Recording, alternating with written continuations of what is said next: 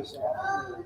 Not too much. Typically, when you're starting out, obviously, not too many people are calling and answering your doors. But I have the opinion of going on like shows like this is not like practice.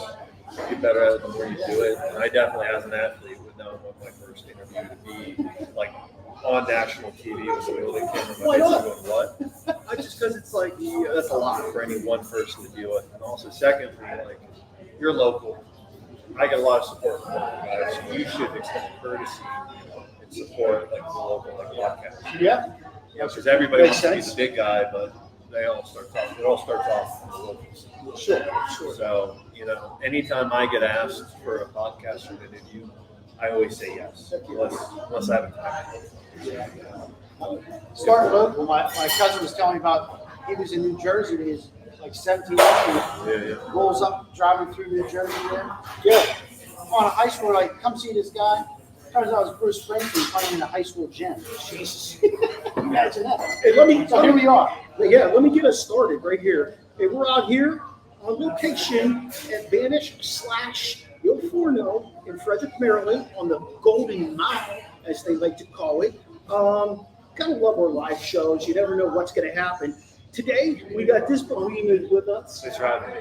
Yeah. Raiden Kovacs. But he likes to go by Amadeus. He likes the rock beat Amadeus type mentality here. So we're going to talk a little bit about him being in his MMA fighting form, his career, how he got there. We're going to talk about where he's headed and how he plans on getting there. So I appreciate you being here, man. Yeah, thank you for having me. I know we tried to do this back in August, and there's always, the summer's tough because Terry and I teach. Our other two guys work. The one guy teaches, the other guy, he works, and sometimes it can be tough in the summer. People go on vacation and stuff. But Yeah, in other words, it's tough in the summer for teachers because we do nothing. We do nothing, right? Well, We only work 10 months because we need 2 months of mental break. My little curse is just family. oh no, you go ahead and do you. Family-friendly You do cursing. you. You be nice and loud too. Yeah, shit happens. Yeah, you do you. We got the latest on that. Yeah. So just be nice and loud and be you. Awesome. Be you. Who knows who's out there watching this right now? I'm very excited to have you. Like I said, let's start a little bit with you growing up. What was your motivation? What got you to this right here? I heard you talking to Terry, or as I like to call him, T Sizzle, about wrestling in high school and where you were earlier today. So, I actually if you had probably asked me like as a kid, me being here, I would have been on my radar. So I was a military brat. yeah. Hey Bob, you want to come say hi? You want to come say hi? No, she doesn't. That's okay. That's what makes this fun. You can just hand it. You got an outfit for TV. You just hand it to me if you want. If you want to give you guys some pizza. So All right. Oh, that's Sorry, good. Yeah, please, you please. right there. Thank you. You're welcome. So to go back to your question, I was a military brat. So I had always You bounced all over the bounced place. all over the place. So I was it was Maryland, Germany for a couple of years. That's where I have two younger sisters. That's where one was born. I'm sorry, no, it was Florida, then Germany. From Germany, we came to Maryland. We were stationed in Hawaii for a couple of years. Oh, that's terrible. Actually, no, that sucked. Actually, that actually sucked. Hawaii is a beautiful place.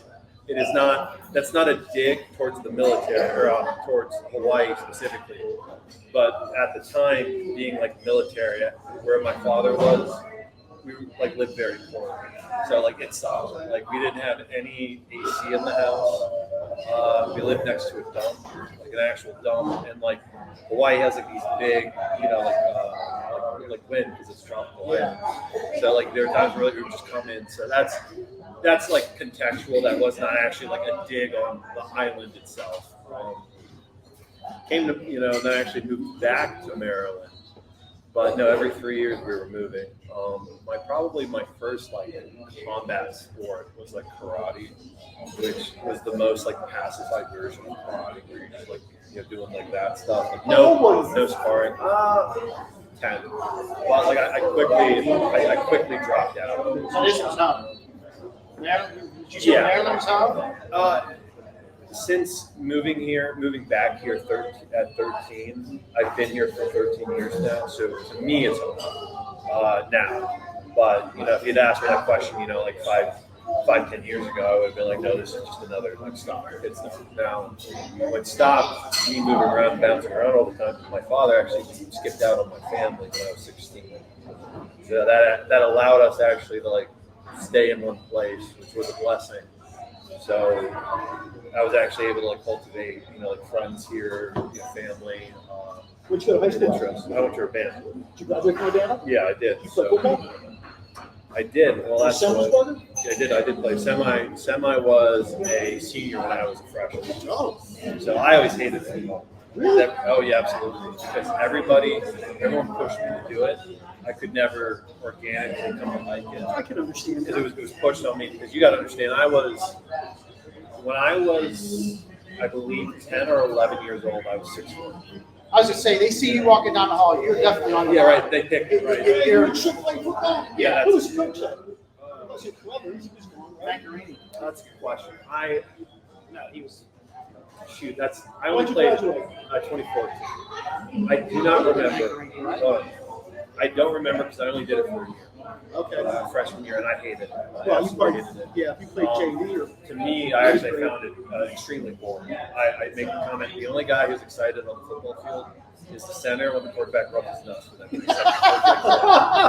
And like that's a personal thing. Like what I find fun and stimulating is people like hitting me in the face. So, like that's like obviously unusual. So it's kind of an unfair opinion of me to have because most people aren't that like. But that's crazy.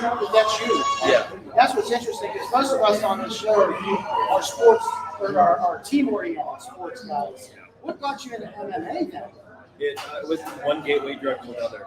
I switched over to wrestling in high school, and because I was able to like come to that sport on my own, I was able to enjoy it because I was able to engage with it as much as I wanted instead of like going out and trying to enjoy my weekend from practice and everybody and their mother coming up to me talking about football. Like it was smothering.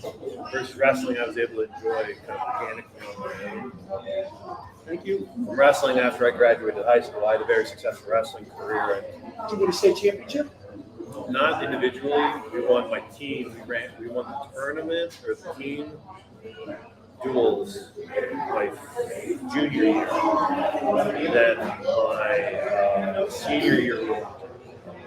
And my son's wrestling right now. He's 3 years in, picked it up as a freshman. It's like, as a team sport, it's just different. But on and on, you're the only guy out there. You don't have any, there's no other scapegoats. Yeah. It's either you or, it's quite interesting the dynamics of being other players on the court, the field, wherever, versus just you versus the other guy. You know what I thought was interesting? You said you want to come by organically. My son is 14. He's played ice hockey and baseball predominantly since he was old enough to try. And I was in high school next year. I was a high school football coach for 1,000 years. Head coach, assistant, coordinator, all that. And everybody thinks that my son's going to do it. Even my wife is like, don't tell him not to do it. And I'm like, no, he needs to want to do that. That's going to be something he craves to do because it's, in terms of practicing stuff, it's a different animal than stuff he does. Yeah. So I understand exactly what you're talking about. Yeah, we in the sport of MMA, we have a very like high turnover rate, and like that's something that specifically like the guys, because it's a tough sport. Like people are hitting you. It's like when people like leave, I go, I get it, man. Don't worry about it. Like I have no animosity about it. So Yeah, you can't. I just walked away from being a bocce coach today. It's tough, man. Yeah. Long hours. Speaking of tough, I was doing a little research and I was looking, and you're talking about your trainer making you do some weird shit. Yeah. That's hilarious. Your captions. What's a typical day look like for you in training and getting ready before your matches? Yeah. I personally advocate. Not that I don't have like a camp time where things are more intense, but I personally believe if you're doing this with how intense it is, you should almost treat it like you're always doing it. Now, I want to be careful when I say this. I'm not advocating for like killing yourself because it is like it's a sport. It's an artist. If you're throttling at like 100 miles per hour, the car will eventually break down. Right. Yeah, of course. And to be mindful of injuries, emotionally, spiritually, like burnout. So I'm not trying to advocate, go 100% all the time. Anyone who tells you that is probably not a professional athlete. But I'm consistently like practicing twice a day, two times a day, 6 days out of the week. I have one day off Sunday, and honestly, if I could, I'd probably still train a little bit Sunday if I could. But usually your body's so broken down, and I do that because I love this. And how do you have on that second day? Yeah. How are you? Sleep. I'm You trying to. married your girlfriend. I have a girlfriend. So I mean, I've tried. Like, I'm trying to get more into ice baths. Unfortunately, there's like a cryo place that shut down a while ago, so we don't have it here. I'd like to put more ice baths. Those do wonders for the body. Yeah, nothing heals the body more than this. So for me, I didn't always do this, but probably recently in the past year, I keep a very strict sleep schedule. And that is actually like. I think LeBron contributed a lot of his success to his 8-9 hours of sleep. I'll tell you this much. My father, God bless his soul, died at 83 years old. And at some point as he was getting older, I asked my dad, what was how did you function? You have energy still. You stay up till 11, but you still get up at like 6:30, 7 o'clock, go to work for a full day. And he said every day I had a routine. When I came home, I would, maybe do something around the house, have dinner, sit down, watch news, take like a 10-minute nap. 10 minutes. He said if I did more than that, I was screwed. A 10-minute nap, and I got until 11 o'clock every night. But that routine, like you said, leads to a healthier lifestyle. That's what and for me, one of the reasons why I talk about it is I'm a horrible insomnia. So sleep has actually been a horrible challenge for me in my life. And kind of an effort of like trial and error and figuring out what works. I really feel like I kind of cracked the code this past year. So to anyone who's listening or watching, when they tell you keep a strict sleep schedule, I think how most people interpret that is fall asleep at the same time, wake up at the same time. I've talked to some pretty legit sleep doctors. That is not true. It is the waking up that's more important than anything. Because depending on what you do throughout the day, throughout the week, determines how much sleep you need. So you might, if you have a hard day, you might need to fall asleep fast. If you have an easier day, you might fall asleep later. And really the best piece of advice, and it's as simple as this, I personally found, is every day, no matter what, you wake up at the same time. It doesn't matter if you got 2 hours of sleep. It doesn't matter if you got no hours of sleep. You're up at that time. That's what I do. And it falls, your body will determine when to fall asleep. Okay. So you ask me, you have a strict sleep schedule, when do you fall asleep? It varies. Typically, it's around a 2 hour window because my body's adjusted to waking up at the same time every day. But funny enough, when they told me, don't worry about falling asleep at the same time, don't worry about anything else, no matter what, no matter how tired you are, just get up at the same time, everything else falls into place. I was like, you're fucking lying. Yeah. And I tried it, and I went, oh my God, you're right. Now, I still take sleep supplements, like melatonin. A specific brand I take is called Beam. But I prefer whiskey, but whatever. Yeah, bourbon's my choice of nighttime medicine. Melatonin. I can't pronounce it. Right. If I could go back in time, and tell younger me something, I'd say get up at the same time. Don't worry about anything else. Don't even think about it. That's what's bad about teenage. Yeah. Is the sleep schedule. Yeah. So It's terrible. It's hard to get into that routine. Yeah. But that is crucial and really important. I know the other night I was up at, it was like 1:30. I couldn't fall asleep. 1:30, 2 o'clock. And I got up the next day. I always talk on the way to work, whether it's about, something currently happening in sports or, whatever. Yeah. Because he teaches too, obviously, like I said. And I got up at the same time. I had a very functioning day. When I went to bed that night, I was out like a light. Exactly. Boom. That's the And same it was like I caught up and I had the energy the next day. Yeah. You know, I get it. And like I go to bed when I'm tired. Yeah. Like I don't force it, because if you force it, you're never gonna fall asleep. I'm gonna go to bed at 9 o'clock. Yeah, and like one of good advice I got is you can either be tired or you can be tired and productive. Which would you do? So I always go to bed when I feel like I'm starting to doze off. But to answer your original question, like what does my day look like? It's about 2 times a day training. Probably on average 3.5 hours, I would say. Full time job. Yeah, if I could do more, I Each would. time. Yeah, so that's 7 hours. No. I'm sorry, the day. Okay. So it's usually an hour, hour and a half, or 2 hours in any given day. Yeah. And if I could do more, I would. But I'm mindful of injuries. So if I'm injured, I pull back because we got to think of our career long term. I've seen a lot of guys push to, and this is why I advocate don't think of it like you're pushing it 100% every time. Your body will break down. And you ask any like high level professional, they don't do that. And when I was younger, I didn't really understood that. And then when I got more skilled at my career, and I would go to these high level gyms, I kind of realized, oh shit, they're kind of doing the same thing I'm doing. Sure, their experience, their knowledge, their technical ability is better. But I think if you were to ask any young American, what do you think training camps like in Russia? They're thinking oh, they're killing themselves every day, the bodies are just falling apart. No, actually, Russia, their training mentality is very long. That's why they're so successful. So I do this because I enjoy it. If you're the type of person where you hear that, and there are guys in the sport I've met, they go, that sounds horrible. I go, yeah, it's not for you. It's not. I'm sorry. You don't have to be a fighter. I do this because I enjoy it. It's no different than the guys who sit in front of a computer screen coding all day. That to me sounds like torture. Oh yeah. You ask them, they love it. Yeah, that's their thing. That's their MO. Yeah, and the thing is, you can't choose what you enjoy.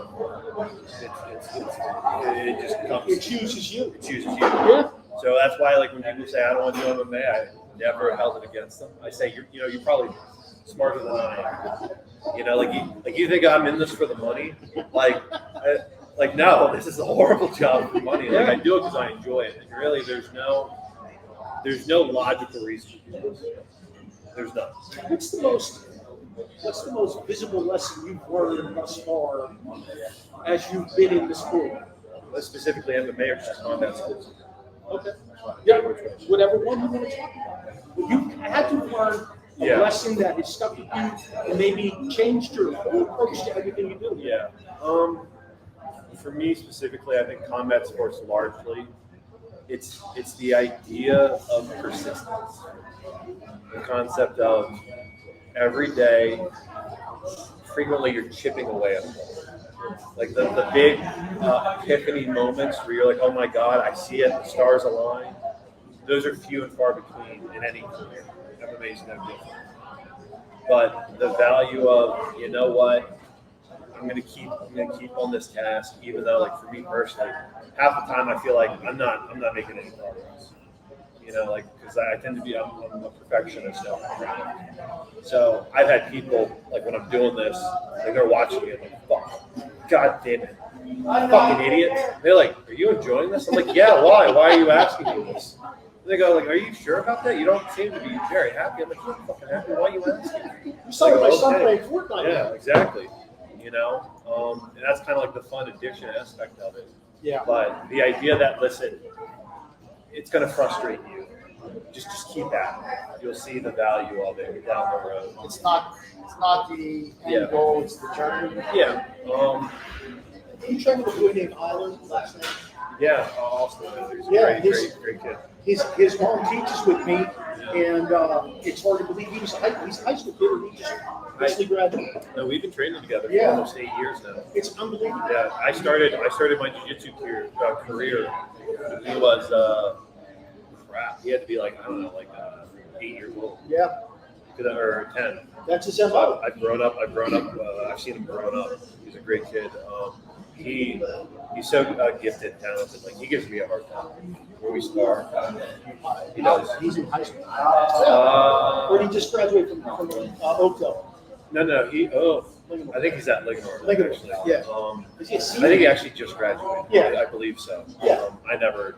I don't know. Usually we talk about it.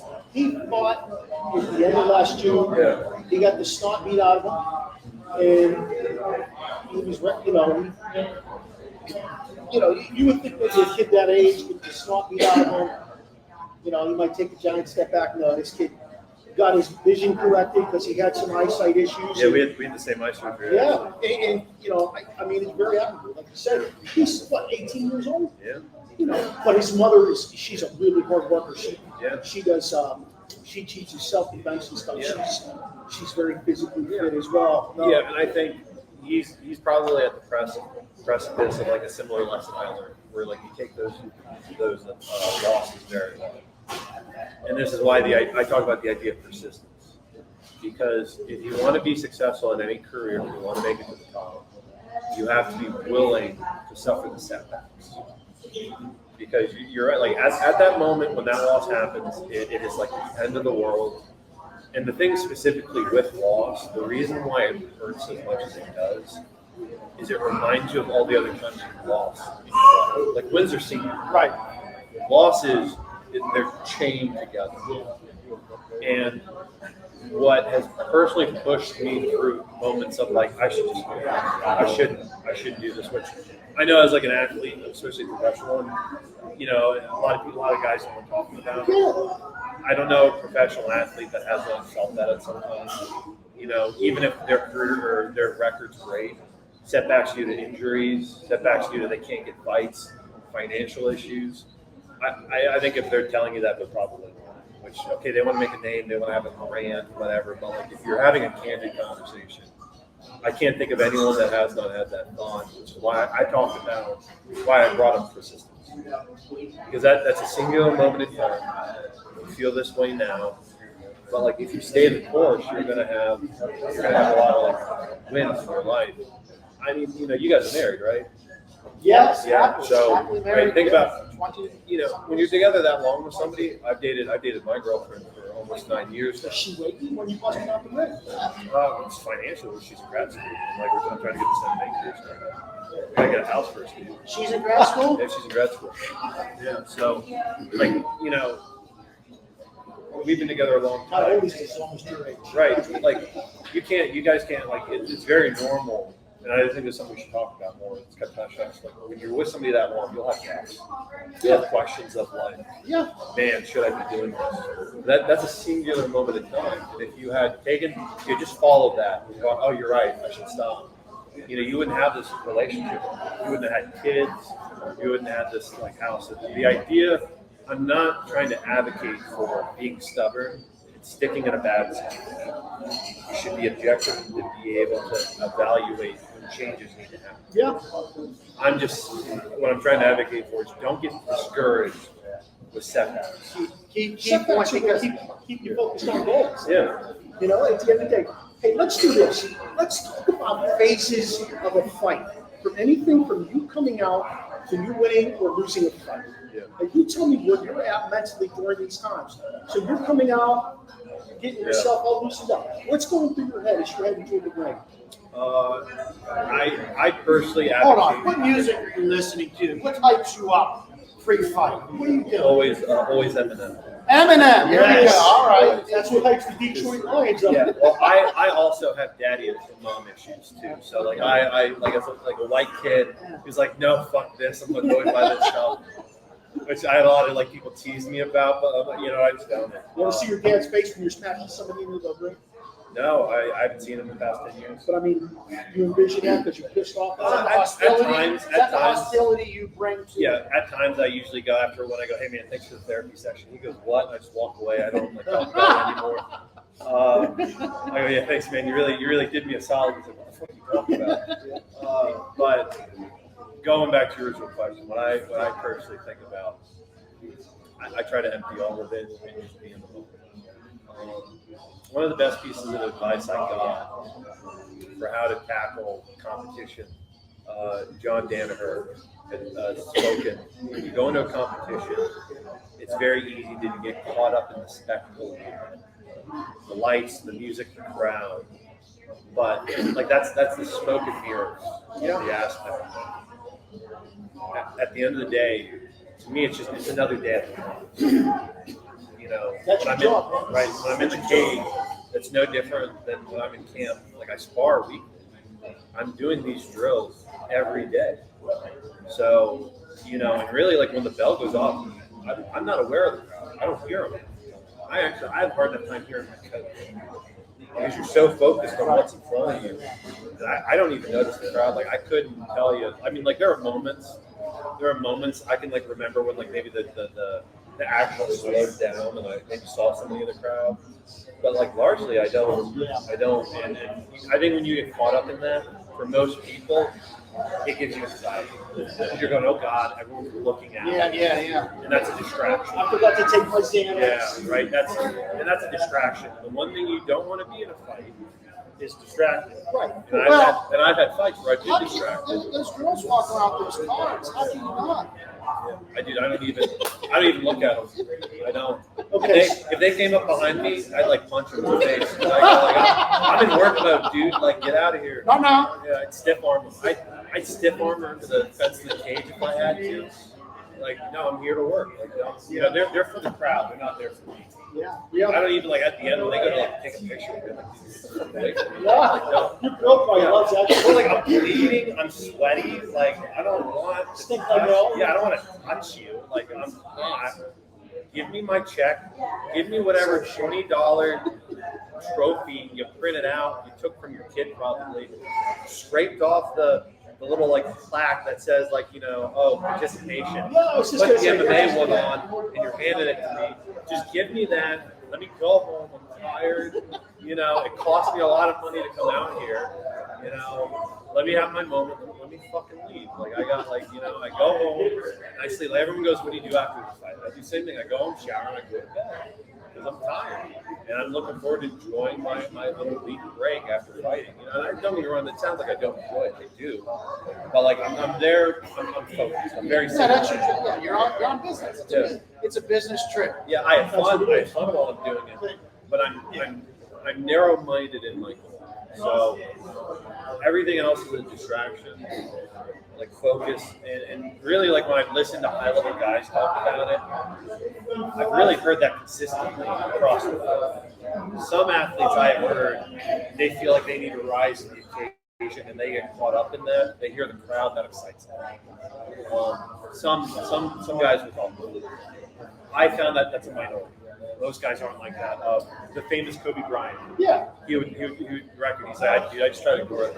He's like, I just try to be in the moment. I'm not thinking about my record. I'm not thinking about what. I'm thinking about doing the task. And for me, despite how young I am in my career and how early, I found that to be the most beneficial. That's like the baseball movie with Kevin Costner as the pitcher. Did you ever see it? Yeah. It's like shut out the music or shut out the noise, and it went. And all he could see focus on the catcher. And that's difficult. To do that is extremely hard. That's difficult. And absolutely, you can do that. That's awesome. That's the way I coach, though. I mean, I'm not going to lie to you. There's all kind of shit going on around me. Oh, yes, parents. You know, I don't hear any of that. I don't hear any of that. I get that. Now, let's say you got a dude down in your well and on. Okay? What's where you at? Where you at mentally? You on the well, this dude? What are you thinking? Usually I'm focusing on what he's doing. Yeah. At first I tried to go like there's one fight where I just kept wailing on the dude.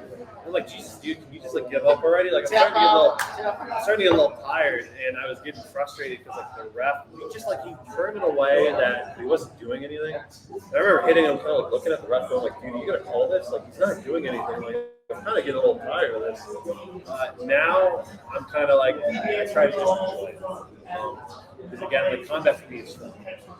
So I take a more, instead of like rushing it, I take a more like, all right, I'm gonna have fun with this.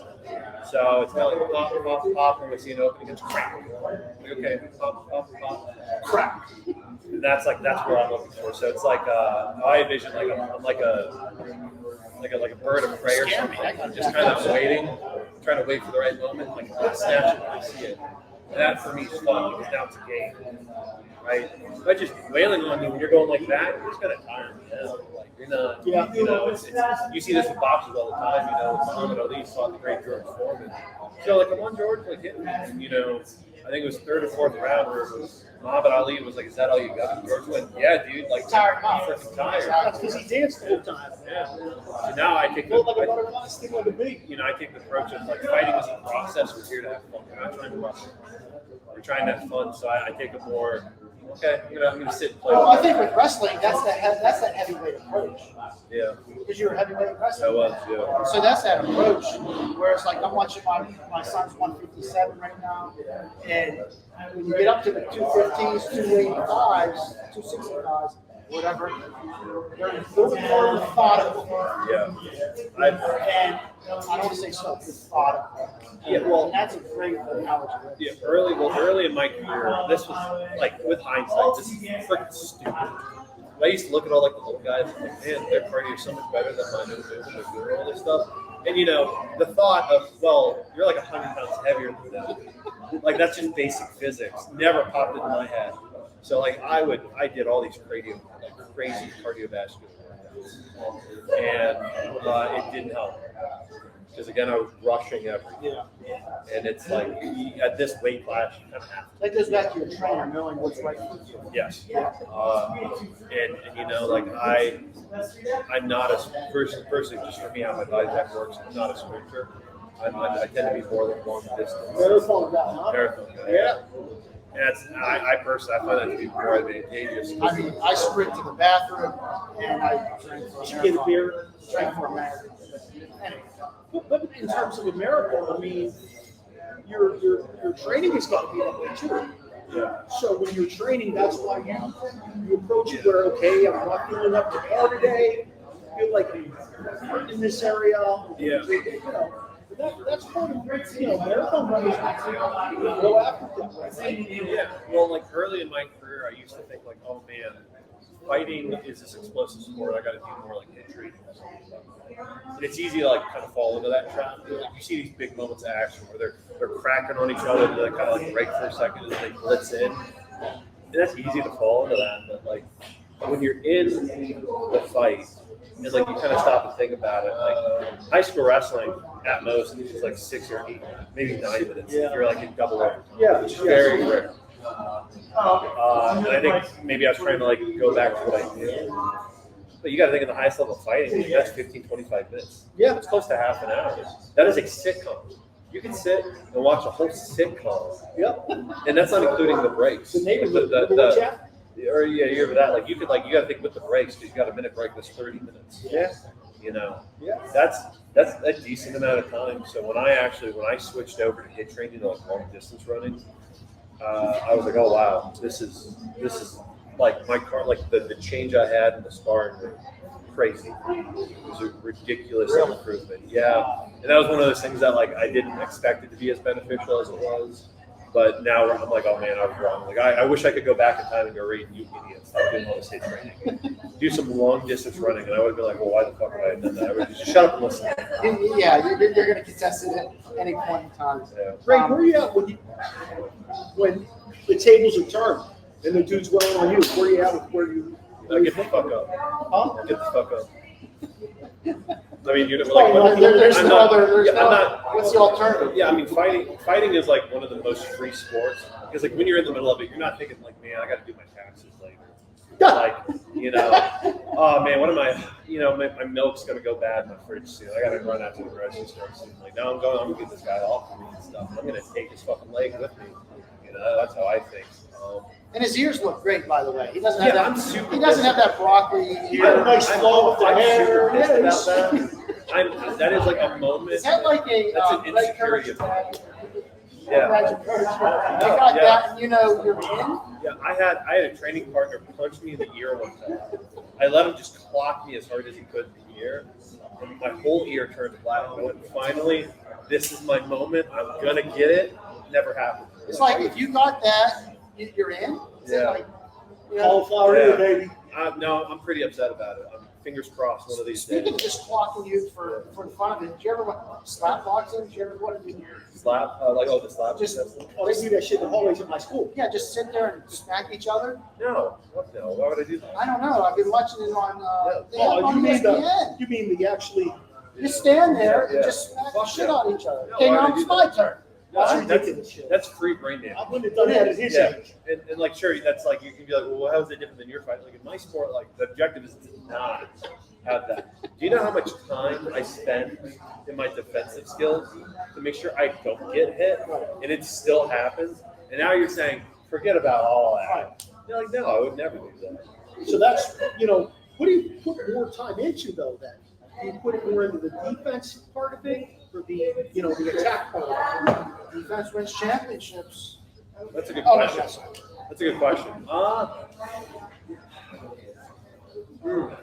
I don't. I would say like largely it is probably offensive, right? You said you want to fight. fight. Yeah.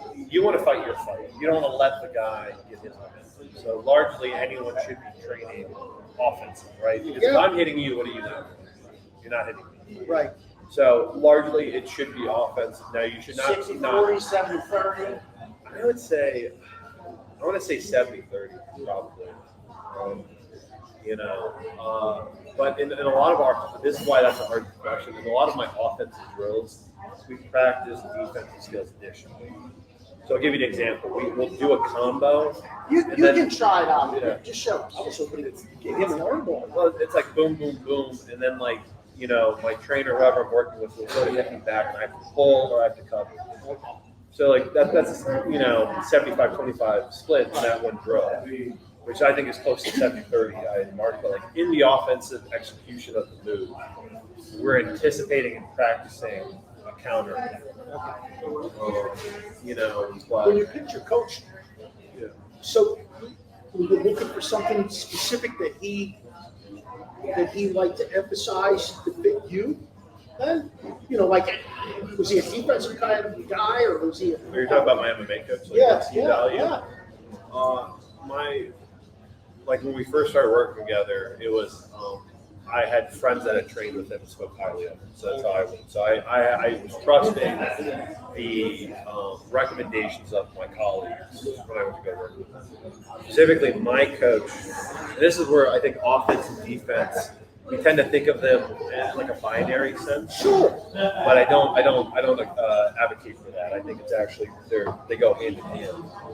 Because what we specifically focus on is offense, which allows me both an offensive ability, but it also protects me.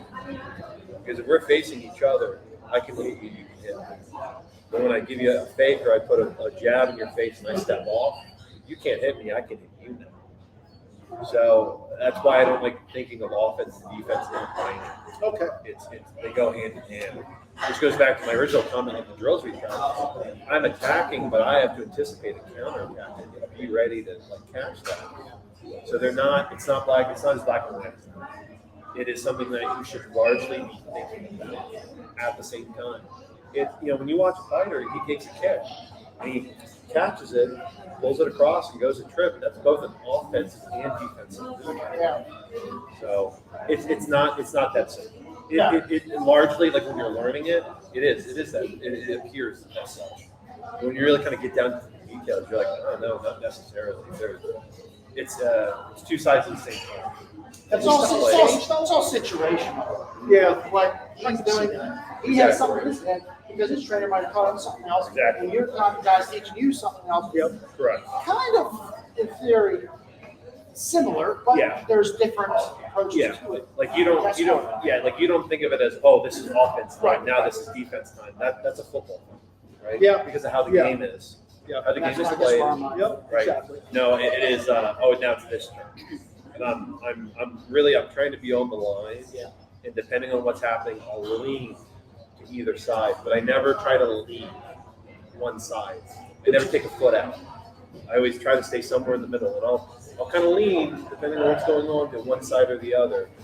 But as soon as I kind of take my foot off one, that's usually when bad things happen. But to you set the tone, I mean, your goal is to Yes. come right out, set the tone. Yes. Make him adjust to you, right? Yes, because the fighters who I look up to, they are the ones who are going for the kill. They are So the who do you look up to? You were just saying you were at a seminar. Yeah. And is this someone you? Yeah, Alexander Romanov, 100%. Yeah.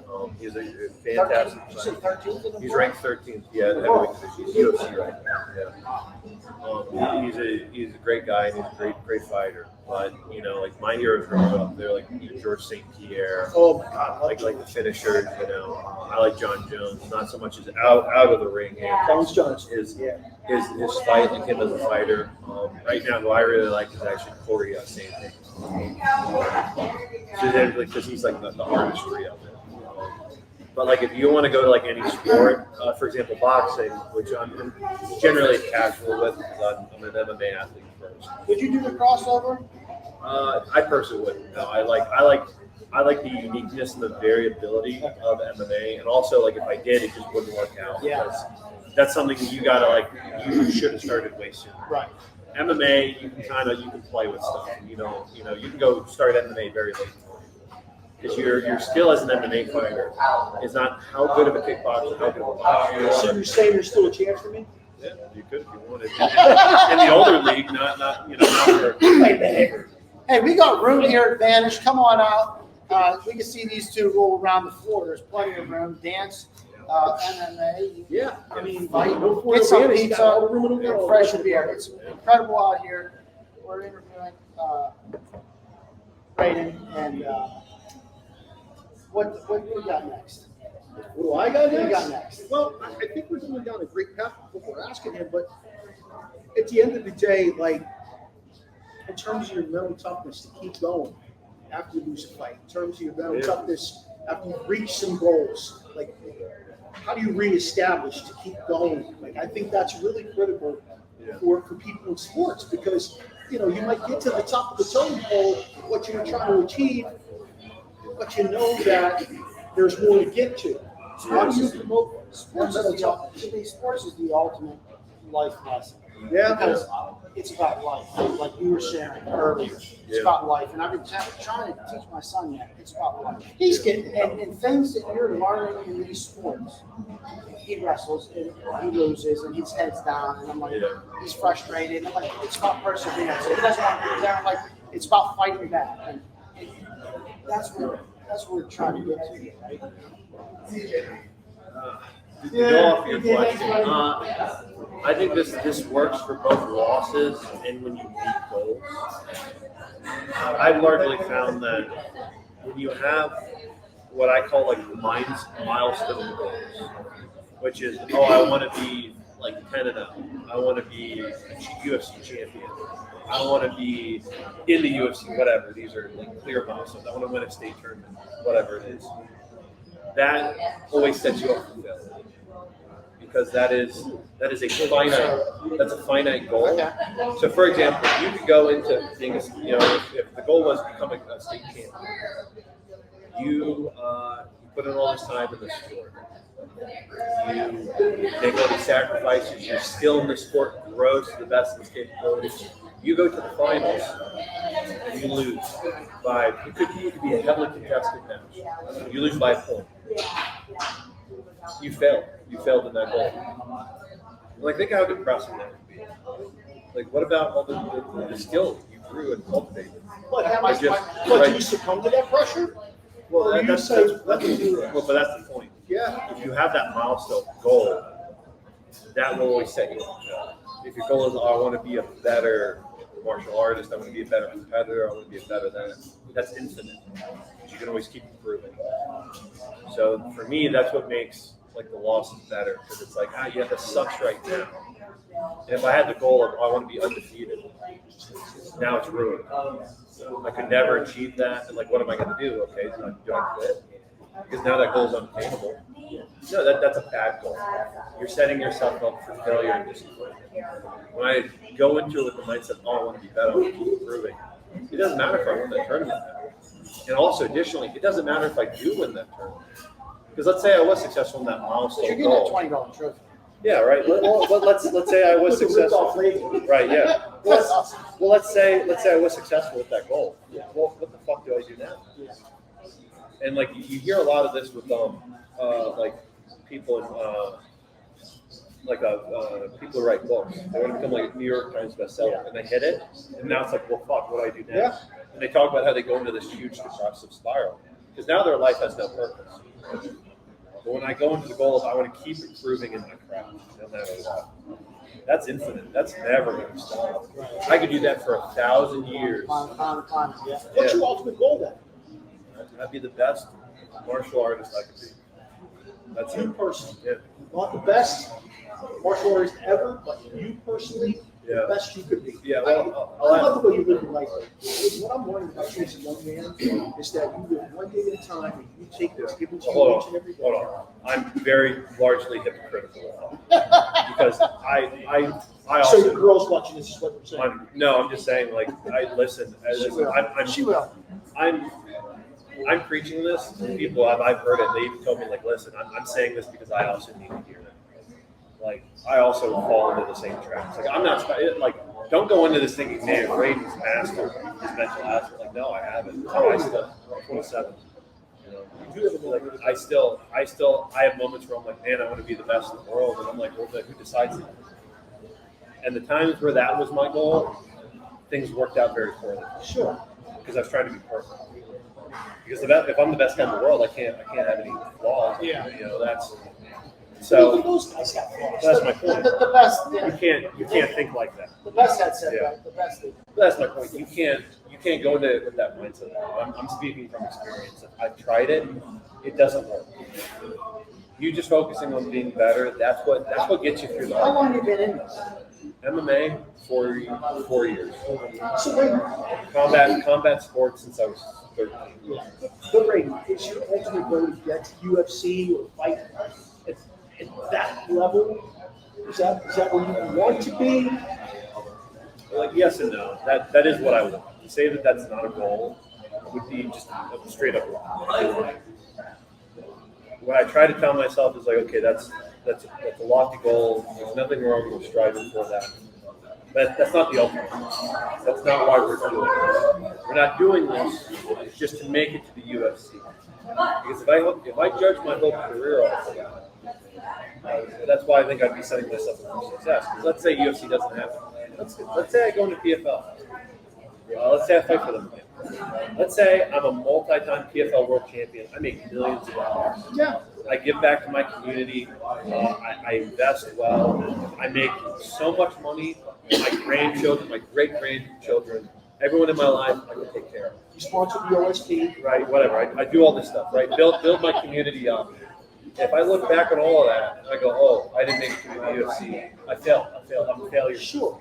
And like anyone outside of that would go like, what the fuck are you talking about? Yeah. Like, look at all the things you've built. Look at your beautiful home. Look at his home, kids. Look at all this you built. Like, look at your skill set. You know, like you can be a great fighter and not be in the UFC. Look at Francis. Look what Francis did. He left the UFC. He, had a great fight against Tyson Fury. It kind of doesn't even matter that he lost. Yeah. But like, look Knocked him down. But like, if he had the goal of I want to be a multi-time like UFC champion and I want to break all these UFC records, like his career then is technically a failure.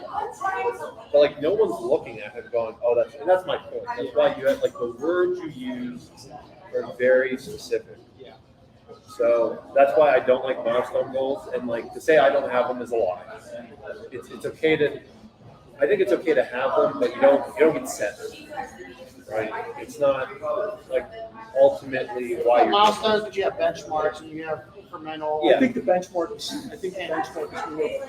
We got A very important goal. Like the benchmark, like, okay, you're training to fight your next fight. That's your next benchmark. Yeah. And winning that next fight Yeah.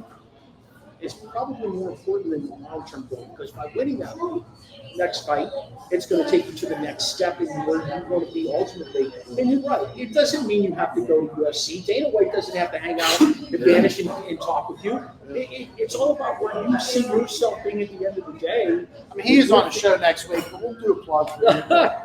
Yeah. There you go. I mean, let's do this.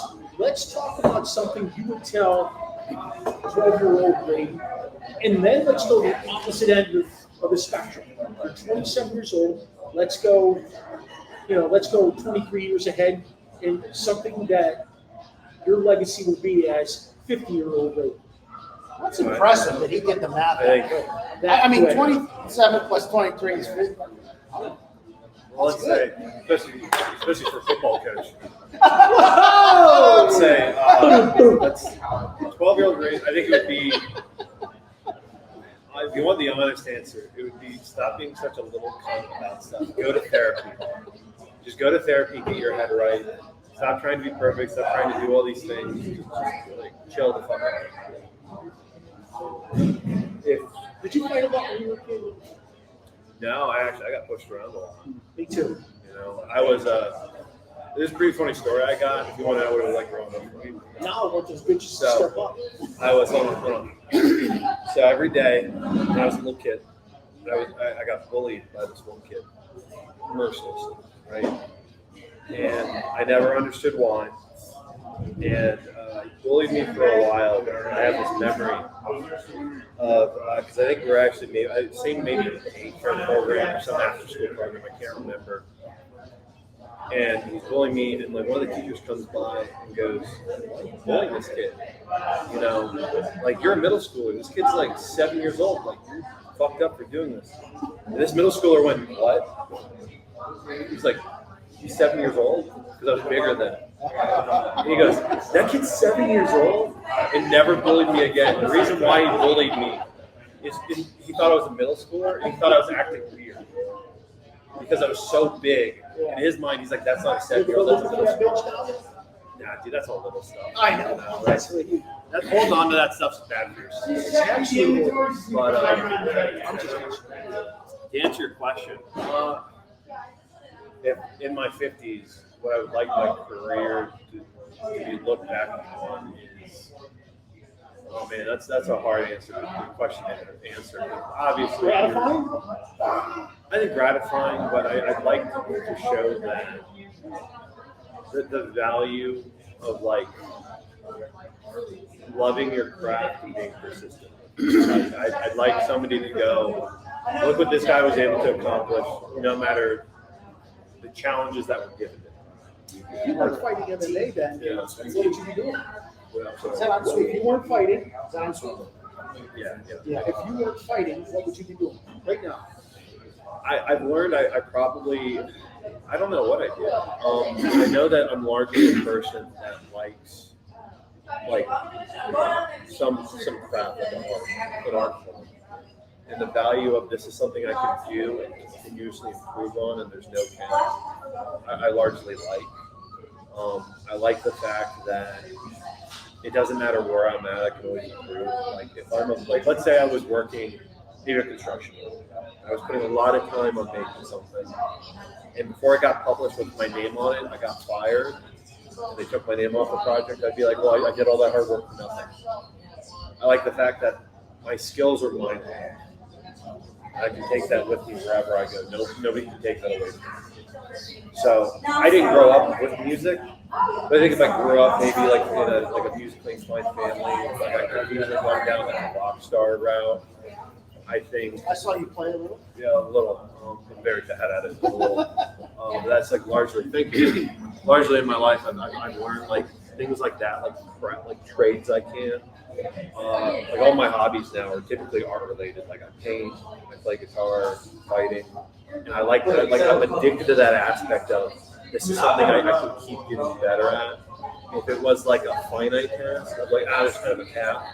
I go, screw this. Like, for example, when I play video games, I can tell you the exact moment board the video game is Hey when guys, can you push up you know, the 2 6 when I'm done with the game and there's nothing I can get out of it, I've reached the finite limits of it. I'm like, okay, on to the next one. So some art form, probably like a tattoo artist or something. If I was gonna say, you got some ink here. Yeah, I do. Any- Who touched your Any relevancy? Or, mostly just things that inspire me. A lot of nerd tattoos. that looks like Slash from Guns N' Roses. His hat. Actually, this is Persona 5. This is old school. This was Classic Electric Okay. down here, Sure. Frederick, local Downtown shop. Frederick. You ever Great. go to Elton when he was Elton? Marksville Park? No, That was my guy. He retired. Eric Brooks, who's the owner of Classic Electric. Oh, yeah, I know. He gave me this great. That's a great American traditional shop. Everything else, like my inner arm, my like shoulder, all this stuff, and like my thigh right here, was all Black Lotus, which I personally, I hear great things about that. I genuinely believe Black Lotus is the best like fancy shop in the state. Granted, I haven't shopped around, so maybe that's like wrong of me to say. But I would say like, hey, if anyone's like a great spot, if you want a great tattoo with like great artists who are also great people, I recommend Black Lotus. I specifically had Caitlin Stockin and Merv Miner. Those were the guys. Shout outs. Thank you. And I have a lot of respect for people who are in like the artistry world, like the craft. It's amazing. You It's know. interesting. You go from being a combat fighter to doing crafts, personal things off to the side that are very calming and mellow. And you almost have to be that way, right? There's just a lot of parallels between the two. You know, like the concept of like, you know, I always used to like I'd go up to like another artist, either MMA, tattoos, guitar, whatever, and I go, when do you stop like hating yourself? Like when do you stop going, man, I suck at this. I'm frustrated as hell. I feel like I'm never gonna get better. And I finally do. Like when does that go away? And they go, it never does. And I'm like, fuck, you're right. It doesn't. Like it doesn't. You know. I'm not saying don't take pride in your work, but this desire to always improve and to be your own worst critic, that never goes away. And your best luck is just to manage that. It's your passion for whatever you're doing. And I feel the same way about my craft as a teacher, my craft is working with young people. Yeah. Wait till you have kids. Yeah. Right. Like, you know. At the end of the day, that is the biggest challenge. Really. Hey, you rather get the ring than have kids. Your ass, man. Yeah. No, I would. You're right. I can just. You gotta understand. My problems are simple to solve. I just hit them. Hit them. I did a little MMA when I first started teaching. Those first graders were tough. They had me in an arm bar and hit me with a crutch. There go you. Oh, no. Kids are We talked about Austin, like Austin Eiler, man. That kid kicked your fucking ass. He gives me a hard time. I'm like, I got 100 pounds on him. I'm like, Jesus Christ, dude. That's impressive to hear. I can't wait to tell us more on Monday how highly you spoke of him. Hey, I want to thank you for hanging out with us. Yeah, this is awesome. This has been an awesome conversation. Yeah, of course. Long way. When do you We've fight been next? looking forward. When do you fight next? Trying to finally figure that out. I have had horrible luck getting fights. The past year and a half, I've had 4 cancellations. We have a couple guys who kick the shit out of you. Yeah, I got I this would one love to to. Rashene who's on the show. Rashene would love to see I him. would love to. It's just listen. I would love to know. I gotta get these people. I gotta get these people just to show up, man. That's the hardest thing. I saw you had like canceled. Yeah, 4 in a year, past like a year and a half. What does that mean? They're like I had 4 cancellations. backing out? Like, Yeah, I don't know. I had 4 cancellations for the past year and a half. All of them happened a week prior to the event. So there's nothing you could do. No. And like, mind you, You like, can't even contact. Hey, No. come on. no, and like, mind you, they all had like more experience than I did. So, like for me, I think this is just one of those. You get to any craft or any art, any skill set, any business, where there's this kind of level of gatekeeping. And like I've been having the hardest time getting fights. And I've had a lot of time wasted because I had people sign fights and then they pulled out. Because everybody wants that perfect record. Everybody wants X and Y. And I just went, you know what? And this is why I talk about persistence, because you're right. Like I could easily quit now. I have a justifiable reason. I go, it's not for me. I put a year into this. I haven't gotten anything out of it. I haven't had any fights to really show for it. But What keeps you open then? my goal is being the best martial artist. It's not about like There it is. it's not about the milestone of getting these fights. It's about my craft. And like you, sure, it sucked. I'm not going to sit here and say like, oh, it hasn't sucked. I'm not saying that there aren't days where I'm so mad. Whoever's in front of me, my sparring partner, who I love, I forget about it. I go check beat the shit out of them. Right? Yeah. There are days like I'm driving down the road and I'm like, I could just run this motherfucking road, rip the door off, pull them out of their car in front of their wife and kids and just beat that really fuck Bro, out. that's me every day. We feel that way going down 270. Like, I mean, I'm talking to him on 270. He's like, dude.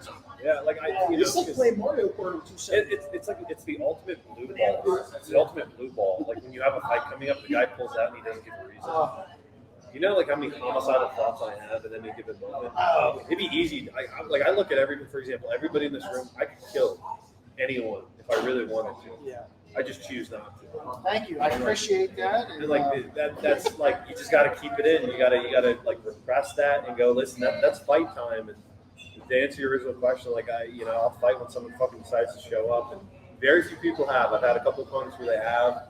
And listen, anyone who shows up when they sign the dotted line, they get into that case, they deserve the respect. I've had people do that. But largely, in my experience, I've had so many people pull out. I saw that. I was wondering like why or how. It's incredibly frustrating because you're like, I'm not progressing my career any. And to say that hasn't had like a negative effect on me would be a lie. But you just got to stick with it, because you're not in this just for that, like the number one. You're in this because you care about it. I want you to do something for me. I want you to promise me that when somebody signs and we're going to fight, that you let me know. So the guys and I can come and support you. We can do a show right there. Of course.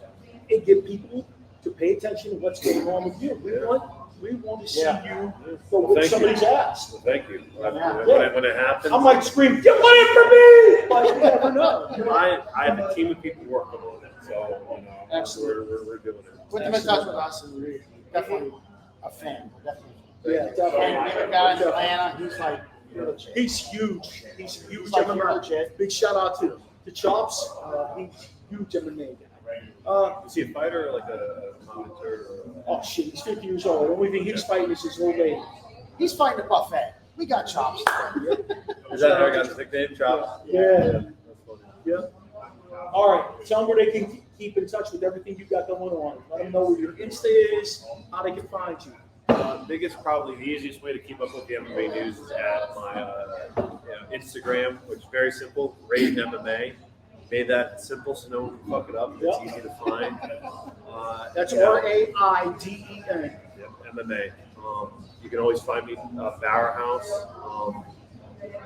I think the biggest way, just something I want to say real quick, is the biggest thank you to like my sponsors. And, Yeah, absolutely. Yeah. my coach Rob McCraw, my personal trainer Grant Taylor at Find Your Grit. All my training partners at Bower House, all my sponsors. John at Il Forno has been the biggest help. JP's awesome. To go back to your original question, like what keeps me motivated doing this? The thing especially when you're like an athlete, a professional athlete, something I always remind myself is like you gotta stay grounded and keep the people who supported you when you didn't have that brand name. Because let's say I'm successful in a lot of my goals. I make it to the UFC top 10, and I have this big following. They weren't the guys that I'm thankful for anyone who supports me. Don't get me wrong. Yeah, of course. But you have to keep in mind the people that were with you and nobody else was there with you, or before you had that name. So, my girlfriend, my friends and family, my sponsors, my coaching staff. Those are the guys. I think, I got so many sponsors. I'm very fortunate. I have a lot of local support. Just to rattle off some of them: Find Your Grit, Il Forno's. It's Neighborhood Veterinary Associates. We got, Complete Interiors. We got there's some tasting room here in Downtown. downtown. Frederick. We got exactly great place. Jared's a great guy too. I have so many I can list, and I'm fortunate with that because a lot of MMA fighters do not have that local support. There's a really good MMA youth in Frederick. It is, and people don't know it. It's kind of underground. My hope is actually in some years we'll get a little bit more notice. But find me at Raiden MMA. Definitely support a lot of my sponsors because if you really care about the athletes, you should also be caring about the people that support. We'll give a shout out. Yeah, definitely. JP told me here out in Il Forno. I came in here the other night with my wife. Sponsors 12 fighters. He does. Anyone. And anyone local. Sponsors 12 And fighters. he'll go, listen, I don't give a shit where you're from. As long as you're a good guy, You're not an asshole. I'll back you That's up. exactly what you said, Jimmy. Yeah. That's See? exactly. And like this MMA is a sport where it's so backstabby, it's so exploitative, Yeah. which is a real shame. You have to value it. So I'm very lucky to have my coach like Rob. I have a great management team now at Sucker Punch with Brian Hanford and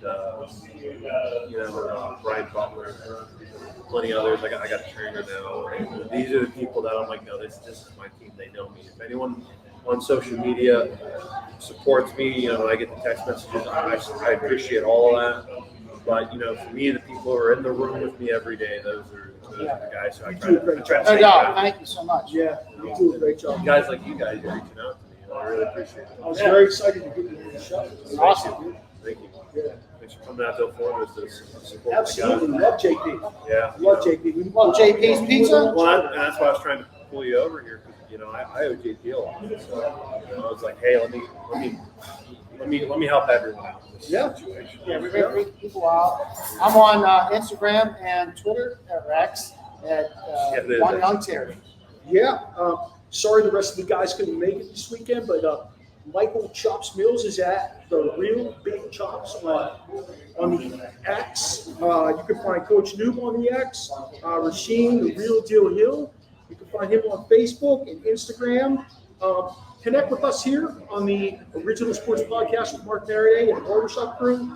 You can find us everywhere that you're looking for us, okay? And all our shows are on our networks. You can find us on Let's Talk Sports, Sideline Sports, and now on Manning Media Solutions.